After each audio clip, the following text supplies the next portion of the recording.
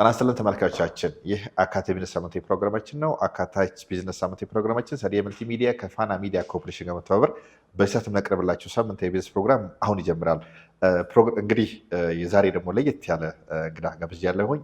ዶክተር ሩት የአባላዘርና እንደዚሁ ደግሞ የቆዳ የደርማቶሎጂ ስፔሻሊስት ናቸው።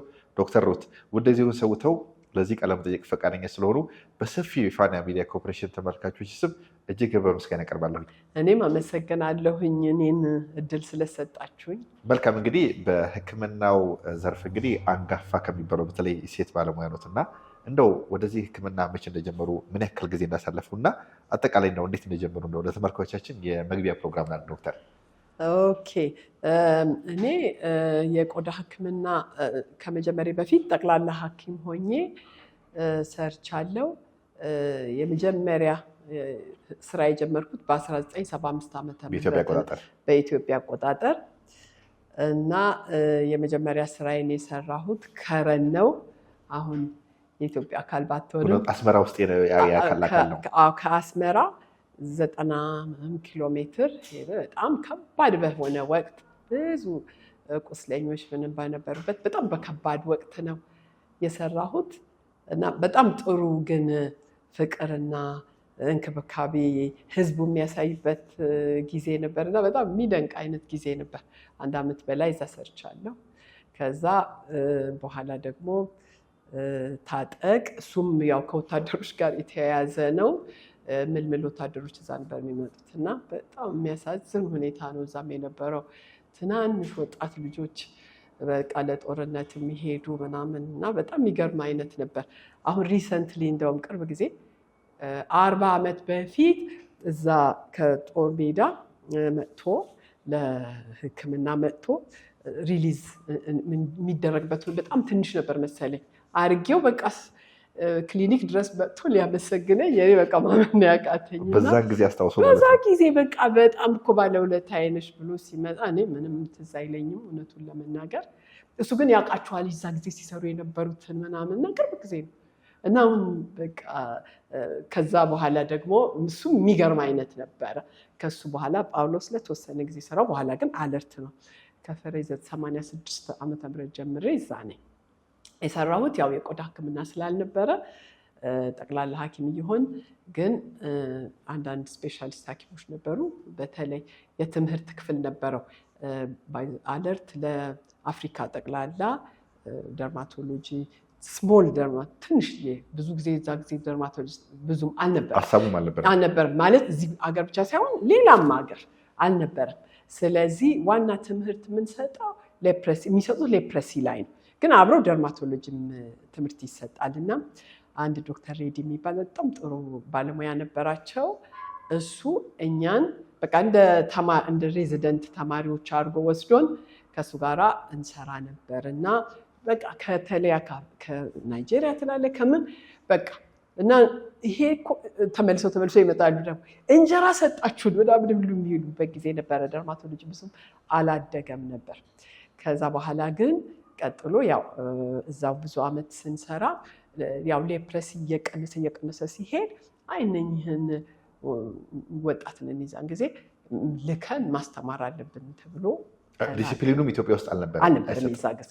አክቹዋሊ ያ ዶክተር ሬዲ በጣም ይሞክር ነበረ፣ ግን እዚህ መንገር የማያስፈልግ አይነት እንደዚህ እንቅፋቶች ነበሩ። ስለዚህ እኛም መሄድ ነበረብን። ሄደን ተምረን ከ95 ዓመተ ምህረት ጀምሮ እንግዲህ የቆዳ ሕክምና በኢትዮጵያ አቆጣጠር በፈረንጅ 95 ኦልሞስት ወደ 88 አካባቢ 87 አካባቢ እንግዲህ ያው አሁን ኦልሞስት 30 ዓመት በለው እንደ 30 የዛሬ 30 ዓመት ነው ውጭ ሀገር የተማሩት። አዎ 95 በፈረንጅ ጀምሮ ደርማቶሎጂ እየሰራሁ ነው የምገኘው። ብዙውን ዓመት 21 ዓመት አለርት ሰርቻለሁኝ። ኦሊኖል 16 ዓመት በደርማቶሎጂ፣ ሌላውን ዝም ብሎ ያው እንሰራዋለን ስራውን ግን ስፔሻሊስት ሳንሆን ሰርቻለሁ። ሌላውን ደግሞ 16 ዓመት፣ ሌላ ደግሞ 5-6 ዓመት ደግሞ ማኔጅመንት ወደ ልቅና ደግሞ እንደዛ ነበረ። አለርትም አይ ቲንክ በዚህ በቆዳና በዚህ በሌፕሬሲ ነገር የሚታወቅ ነው። በጣም ብዙ ስራ የተሰራበት አሁንም ደስ በሚል ሁኔታ በጣም እያደገ ያለ ቦታ ነው። በጣም ስለዚህ ምናልባት ኢትዮጵያ ላይ የመጀመሪያዎቹ ይሄ ደርማቶሎጂስት ወይ ደግሞ የቆዳና አባለዘር በሽታ ከተማ ስፔሻላይዝ ካደረጉት መካከል ነው ማለት ነው? አይደለሁም። በጣም ብዙ ቀደምቶች አሉኝ። ግን በሙያው ግን በጣም ረጅም ጊዜ ሰርተዋል። ሰርቻለሁ፣ ግን በጣም ብዙ እኔን የሚቀድሙኝ አሉ። መልካም፣ ይሄ ጥሩ ኤክስፒሪየንስ ነው። ምናልባት በአጠቃላይ ጊዜ ከከረን የጀመረው ወደ ታጠቅ የመጣው ከዛ ደግሞ ወደ ጳውሎስ እና ወደዚህ ወደ አለርት የመጣው ኤክስፒሪየንስ እንዳጠቃላይ እንግዲህ በዚህ ሙያ ላይ ከጂፒ ከአጠቃላይ ሐኪምነት ጀምሮ በደርማቶሎጂስት ወይም ደግሞ ቆዳ ስፔሻሊስት ሕክምና ምናልባትም ወደ 43 ዓመት ነው ያሳለፉት እና ምናልባት በጣም አንጋፋ የሚያስብል የሙያ ጋር ነው እና በተለይ አሁን ላይ እንምጣ ኢትዮጵያ ላይ አሁን በጣም አብዛኛውን ጊዜ ሕክምና በግሉ ሴክተር በጣም ተስፋፍቶ ነው ያሉት።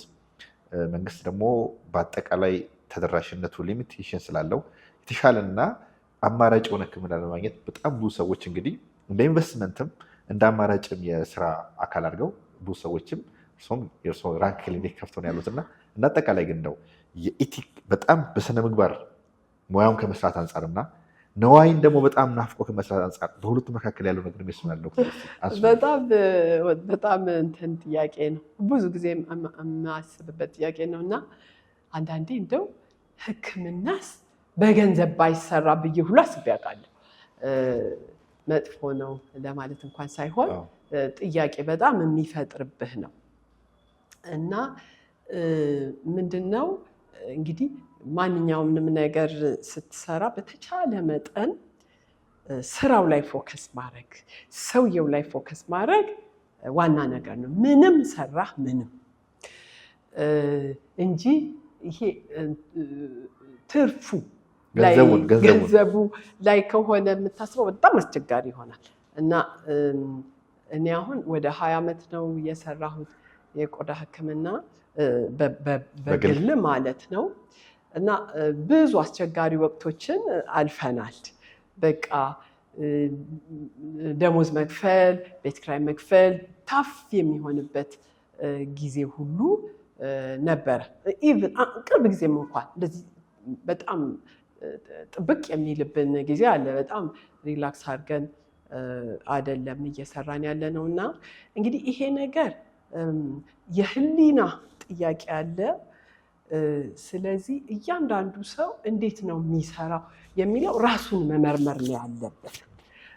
እኔ ለራሴ ብዙ ጊዜ ቼክ የማደርግበት ቼክ ፖይንት አደርጋለሁ። አንዳንዴ ይሄን ለምንድን ነው የማደርገው፣ ምክንያቴ ምንድን ነው እንደዚህ እያልኩ ለምሳሌ ፕራይስ ስንጨምር ለምንድን ነው የምጨምረው የሚል ጥያቄ እንጠይቃለን። ብዙ ቀላል ነገር አይደለም። ነገር ግን አንዳንድ ጊዜ ደግሞ ምን አለ ኮንትሮል የሆነ ኮንትሮል ቦታም እኛም በተለይ ደግሞ በሙያው ጉዳይ ላይ የሙያ ማህበራት እርስ በርሳችን እንደዚህ አይነት ነገር ማድረግ ይኖርብናል።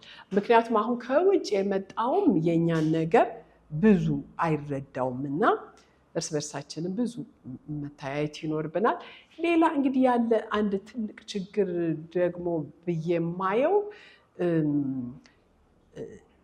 ሁልጊዜ አጉል ምርመራ አጉል ምናምን እንደምናዝ ተገቢ ያልሆነ ምርመራዎች ተብሎ ታሳቢ ይደረጋል። ብዙ ጊዜ እውነት ነው እንደዚህ ሊኖር ይችላል። ነገር ግን ሁሉንም አንድ አይነት አድርጎ ስለሚታይ ለሐኪሞች ቅልል የሚል ነገር አይደለም። ለእኔም የማይቀልበት ጊዜ አለ። ለምን ይሄን ታዣልሽ የሚልህ ሰው አለ። ለምን ይላል? ስለሚያስፈልገኝ እንዲህ ስለሆነ ያውም እኛ ብዙም አናዝም። የቆዳ ሕክምና በጣም ብዙ ነገር አይተን የምናደርግበት ነገር ነው። ግን እንዲህ አይነት ነገሮችን እያንዳንዱ መስሪያ ቤቱም እንደገና የሙያ ማህበራትም እርስ በርሳችን መወያየት አለብን። መጠየቅም ያለበት ካለ መጠየቅ ይኖርበታል። ከሁሉ በላይ ግን ምንም ህሊናህና እግዚአብሔርን ፈርተህ ካልሰራህ በስተቀር በጣም አስቸጋሪ በቁጥጥር የሚቻል ነገርም አይደለም። አዎ እንዴት አድርገህ ትቆጣጠረዋለህ? እንዲሆንብኝ ሊባል ይችላል። ግን እያንዳንዱ ሰው የምሰራው እንዴት ነው ብሎ ሴልፍ ሪፍሌክሽን የሚሉት ነገር አለ አይደለ? ስንሰራ ራሱ እኮ የስራችንንም ጥራት እንዲሁ ራሳችን እያየን መሄድ ያለብን ነገር ይመስለኛል። ይህ መልካም ነው ዶክተር። በተለይ ረጅም ጊዜም በሕክምና ላይ ስላሳለፉ ብዙ አይነት ታካሚ ብዙ አይነት ባህሪ ያለው ሰው ይመጣል። በተለያየ አይነት የኢኮኖሚ ደረጃ ላይ ያለ ሰው ነው የሚመጣው። በእርግጥ አንድ ሰው ተቸግሮ ነው የሚመጣው። አንድ ሐኪም በየትኛውም አይነት ዲሲፕሊን በየትኛውም አይነት ስፔሻሊስት በየትኛውም ሰብ ስፔሻሊስት ያደረገ ሐኪም ቃልም ሲገባ ለሀገሩም ለወገኑ ለማገልገል ነው። ምናልባት ገንዘብ ያለው ጋር ደስታ ውስን ነው። ሰው በቢሊየን ቁጥር ነው፣ በትሪሊየንም ቁጥር ነው።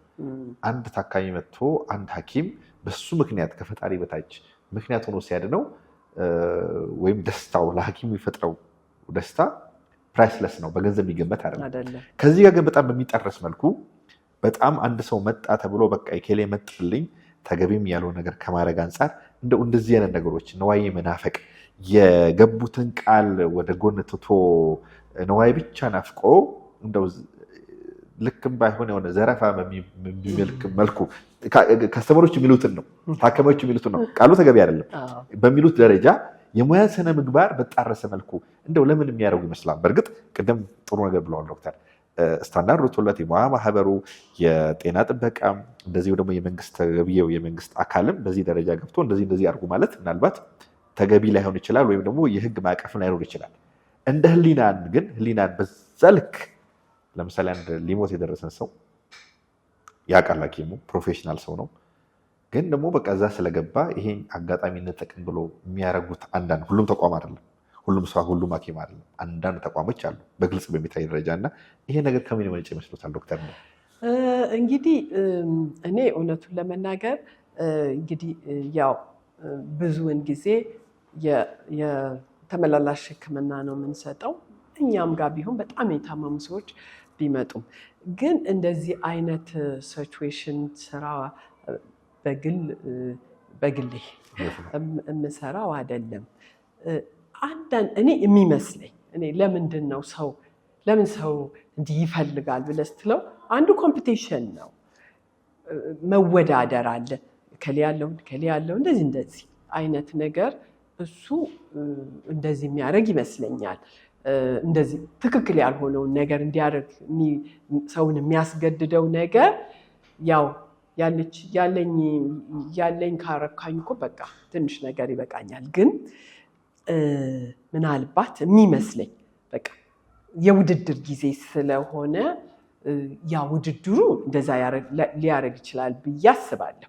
ስለዚህ ከእንደዚህ አይነት ደግሞ በጣም እንዲህ አይነት ራስን ጥብቅ ከሚያደርግ ነገር ለመውጣት እንግዲህ ያው እኮ ከራስህ ጋር መታረቅ፣ ከሁሉ ደግሞ በላይ ሁላችን የፈጠረ በሰማይ ያለው ደግሞ ያያል እና በጣም እሱን መፍራት። እውነቴን ነው የምልህ፣ ከሕክምና ስራ እየተሰራ እግዚአብሔርን አለማሰብ አይቻልም። እሱ በሰማይ አለ፣ ሁላችንን ያያል፣ ይፈትሻል፣ ይመረምራል፣ እዚህም ማስበውን ያያል። ስለዚህ እሱ ፈርተን መስራት አለብን። እውነቴን ነው የምልህ፣ ማንም መንግስት ሆነ ማንም አለቃ ውስጥ የምታደርገውን ነገር ዲቴይሉን ሊያይና ሊመረምር አይችልም። ኦፍኮርስ አንዳንድ ነገሮች ላይ ይሄ ልክ አልተደረገም ልትባል ትችላለህ። ብዙውን ነገር ግን ማንም ምንም አይልም። ግን በኋላ እንዴት ነው የሚሆነው? ማነው እግዚአብሔር ፊት እንቀርብስ ምን እንላለን? እሺ አንቅረብ። እዚህም እያለን ህሊናችን የሚወቅሰን ብዙ ነገር አለ። አንዲት ከኔ በጣም ሲኒየር የሆነች የቆዳ ሐኪም በጣም ታዋቂና ዶክተር ሳባ እንደዛ ትለን ነበር። እኛ ወጣቶች ሆነን በቃ ገንዘብ እኮ በቃ የትም ይገኛል እና ግን ክፉ ነገር ካረግን እኔ ሁሌ ትዝ ትለኛል ለልጄ ክፉ ነገር ማስቀመጥ አልፈልግም ትለናለች። ገና በቃ እኔ ለልጄ ክፉ ነገር ማስቀመጥ አልፈልግም የምትለው ነገር ትዝ ይለኛል። እና ስለዚህ አየህ ያ ሳይሆን ወደ ታችም ይሄዳል። አሁን በገንዘብ ሰክሰስፉል ብትሆን ምቾት ቢኖር በሌላ ነገር ከሌለህ ደግሞ ምን ይጠቅማል? እና የእግዚአብሔር በረከት በተለያየ ስለሆነ የምታገኘውም የህይወት በረከት በተለያየ ነው። በልጅ መባረክ አለ፣ በትዳር አለ፣ በስንት ነገር። ስለዚህ ገንዘብ ብቻ ስላገኘን ስኬታማ ሆነናል ማለት አይቻልም። ጤናም አለ። ሰብስበው እኮ ጥለኸውም ይሄዳል። ስለዚህ እኔ ማንንም ብዙ የምወቅሰውም ሰው የለኝም። እግዚአብሔር ይመስገን ብዙ ነገር ገጥሞኝም ሕክምና ቦታም ብዙ ሄጄ አላውቅም። ግን እንደዛ ሰው ህዝቡ የሚያማርረው ድረስ መድረስ ያለብን አይመስለኝም። ግን ምን ችግር አለ? ሌላው ደግሞ በጤና ባለሙያውም ዘንድ ያለ የምትፈልጋቸው ነገሮች እዚህ ሀገር የሉ። በቃ ለስራ የሚፈለጉ ነገሮች ሕክምና ቁሳቁስ ነው። ቁሳቁሱም በለው የሚመጡ ነገሮችን ነገርየው አድጓል። ሳይንሱ ምናምን የሚደረጉት ነገሮች በጣም ብዙ ነገር አለ ዓለም ላይ የሚደረግ እነኛ ነገሮች የሉ እና እዚህ ሲመጡ በምን መንገድ ይመጣሉ ብለህ አስባቸው እንግዲህ። እና እሱም ይመስለኛል እንዲህ ነገሮቹ ከእጅ እንዲወጡ የሚያደርገው። ከዛ በተረፈ ደግሞ አንዳንዱ የራሱን ነገር ብቻ የሚያስበው ሊኖር ይችላል። ሆኖም እንግዲህ እያንዳንዳችን ራሳችንን መርምረን አይተን መስራት እግዚአብሔርን ፈርተን ይኖርብናል። እውነቴን እሱ ነው የበላይ ተቆጣጣሪ። እውነት ነው። ፈጣሪና ህሊናን ሌላው የሚዳኘን ሰው ከባድ ይመስላል። ከባድ ነው። ለዳኝነት የሚዳኝባቸው ሁኔታዎች ሊኖሩ ይችላሉ። እንደው ከዳኝነት ውጭ ነን ብለን ፕራክቲስ ማድረግ የለብንም። ግን ከሱ በላይ ይሄኛው ዳኝነት ይበልጣል። መልካም። እንደው ወደኋላ ለመልሶት እስቲ ምናልባት የአጠቃላይ ሐኪም ሆነው የጀመሩበት ጊዜ አለ። ከረን አካባቢ ወደ ኤርትራ አካባቢ ነውና ከዛ በኋላ ወደዚህ ተመልሷልና እንደው የዛሬ 43-44 ዓመት አካባቢ ምን ያክል ደሞዝ ነበር የሚከፈሉት? እንደው ተመልካቾቻችን እንዲያውና ከዚህ ጋር የገጠሙት ነገር ካለ ዶክተር። 835 ብር ነው የሚሰጠን። ከዛ 600 ምናምን ነው የሚደርሰው። ከዛ ደግሞ ምን አለ መሰለህ የእናት ሀገር መዋጮ ይመጣል እና ያችን አንድ ወር ደሞዛችን በአንድ ዓመት ይከፋፈላል። ይከፋፈልና በየወር እየተቀነሰ ይሄዳል እና እኔ 10 ዓመት አንዲት ደሞዝ ተቀብያለሁ። 835 ብር ግሮስ ማለት ነው 10 ዓመት ሙሉ እና ህይወት ቀላል አይደለችም።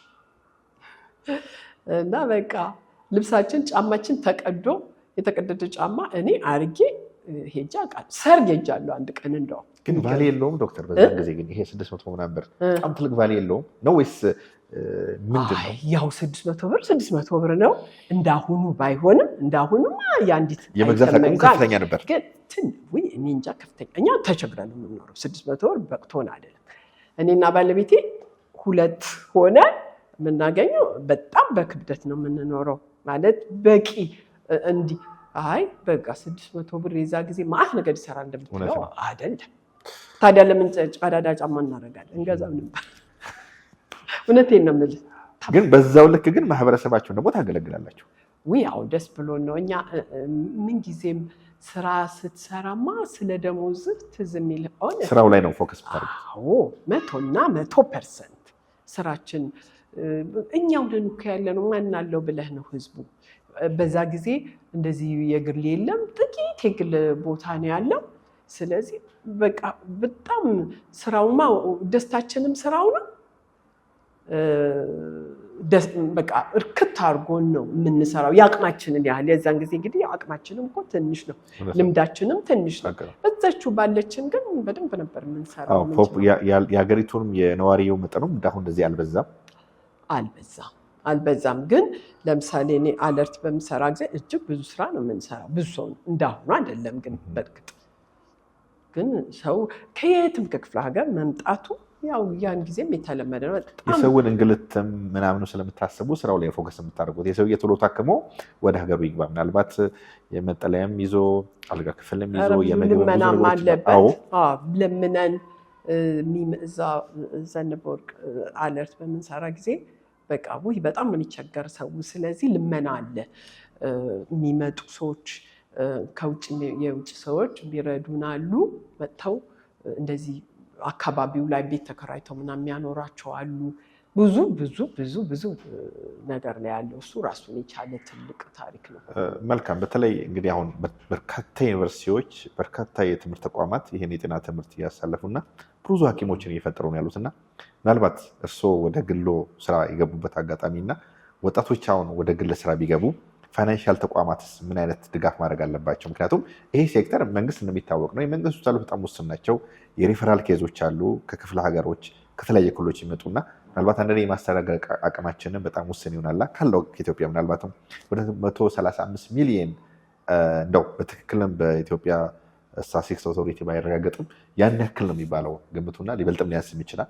ፕሮባብሊ ግን 135 ሚሊዮን ለሚሆን የማህበረሰብ አካል አሁን ያለው የጤና ተቋማት በቂ አይደለምና ከዚህ አንጻር ወጣቶች ተደራጅተው ራሳቸውንም አግዘው ለማህበረሰብ ደግሞ ምክንያታዊ በሆነ መልኩ አገልግሎት ሰጥተው የሙያ ስነምግባራቸውን ጠብቀው ከመሄድ አንጻር ፋይናንሻል ተቋማት ምን አይነት እገዛ ማድረግ አለባቸው ይላል ዶክተር?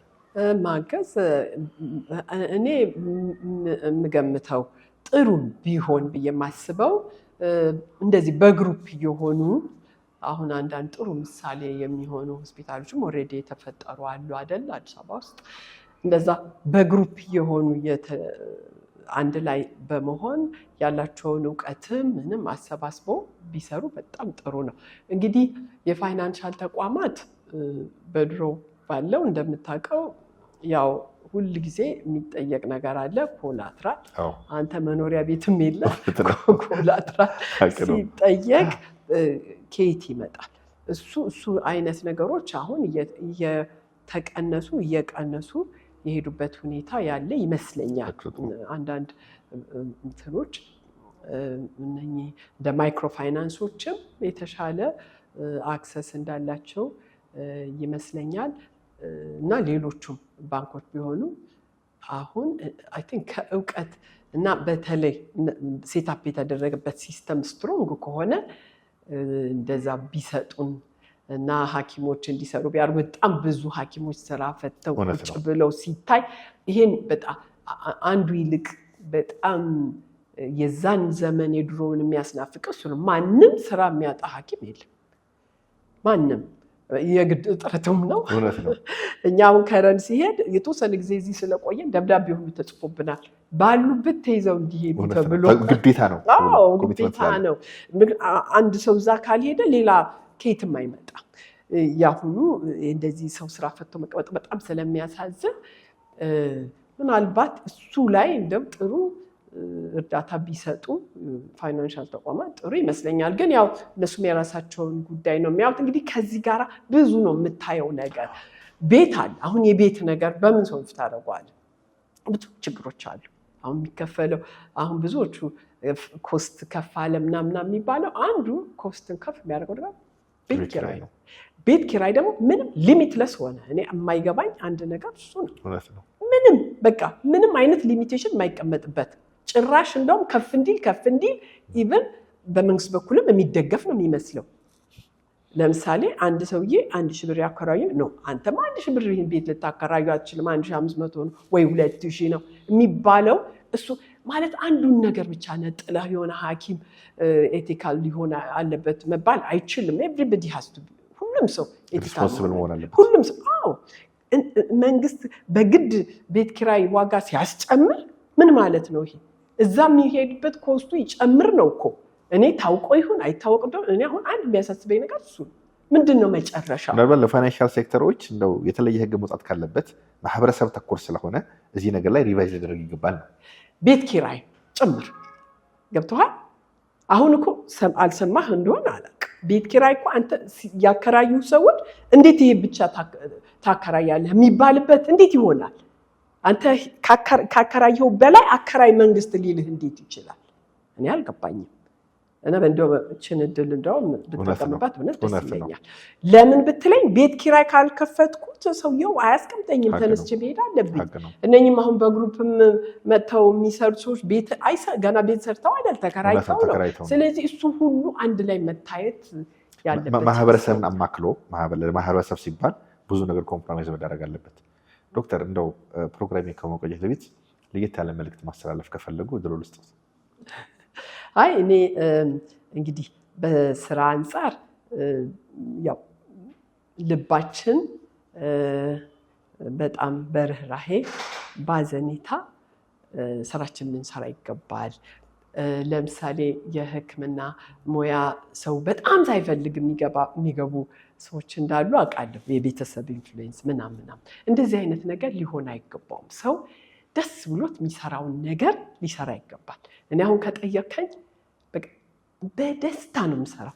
በቃ የሆነ ውስጤ ላይ በቃ የሆነ ኃይል የሚሰጠኝ ነገር ኖሮኝ ነው የምሰራው። ማለት ኤቭሪ ሚኒት ለማለት አላ ወይ አንዱ መጥቶ ልክፍ አድርጎ ይሄዳል። ግን በቃ የውስጤ በቃ በደስታ ነው የምሰራው እና ሁሉም ሰው ደስ የሚለውን ነገር ሊሰራ ይገባል። በሕክምናም በላይ በሌላም ስራ በማንኛውም ቢሆን ውስጣችን ደስ የሚለንን ነገር ብንሰራ ውጤታማ እንሆናለን፣ ደስ ብሎ እንሰራለን እና አርኪ ነገር ልንሰራ እንችላለን ብዬ አስባለሁ። ዶክተር ውድ ጊዜዎትን ሰውተው ከስራ ላይ አስነስችዎት ብዙ ከስተመሮች እያሉ ለሰጡኝ ቃለ መጠይቅና በተለይ የረጅሙን የህይወት ልምዶትንና የሕክምና ባለሙያዎች ስነምግባራቸውን ጠብቀው ሀገር የጣለባቸውን ኃላፊነት መወጣት እንዳለባቸው ላስተላለፉልኝ መልእክት በሰፊው ፋና ሚዲያ ኮርፖሬሽን ስም እጅግ የከበረ ምስጋና ያቀርባለሁ። እኔም አመሰግናለሁ። ተመልካቾቼ ከዶክተር ሩት ጋር የነበረኝ ቃለ መጠይቅ በዚህ ይቋጫል። ሳምንት በተለየ ርዕስ በተለየ እንግዳ እስከምንገናኝ መልካም ሳምንት።